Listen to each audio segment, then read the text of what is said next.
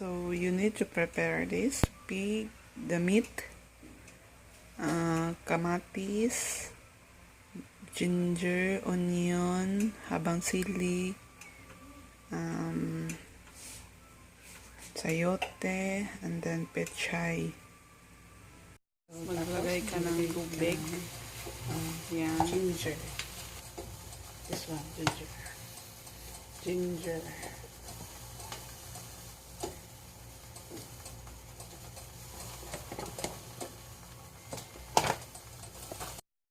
Onion.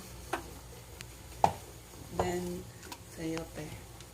Siyempre, maghugas ka ng kamay. Tapos, pakuluan mo muna siya ng mga basta tapos, lagyan mo ng karne. Don't forget to wash your hands. Yung may bones siya, yung piliin mo. Yes. Yeah. Maglagay nito. You can put it here na ha. Yung unahin mo muna yung matigas, like sayote, this one. Kasi para lalambot siya. So, it will be soft. Yeah, that's good. Mix it first.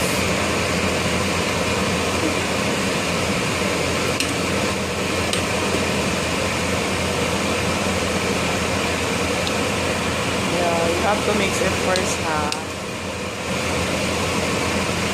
Kita na nyo. Pagkatapos, takpan ulit. Pakuluin mo muna.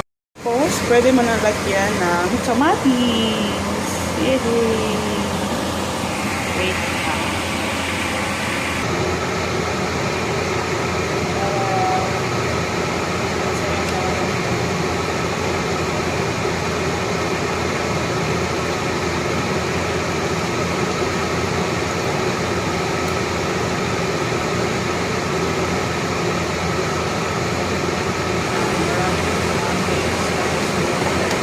Tapos, lagyan mo na para pero if you don't like it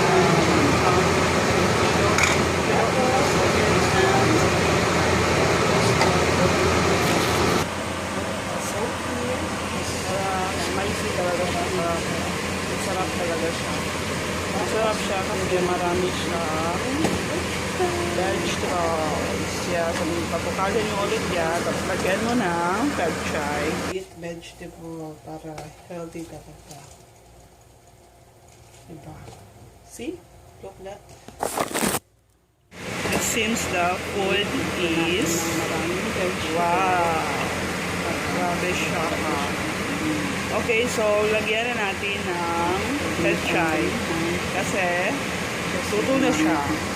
Wait, if you want more tasty, pwede natin lagyan siya ng banana. Yeah, masarap din siya.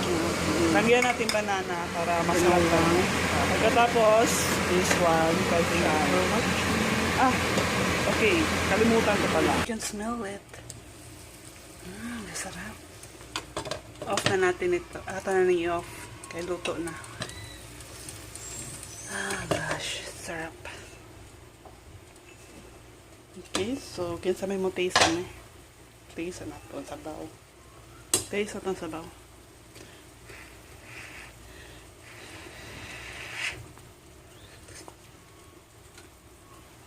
Great job. Bye-bye. Thank you for watching.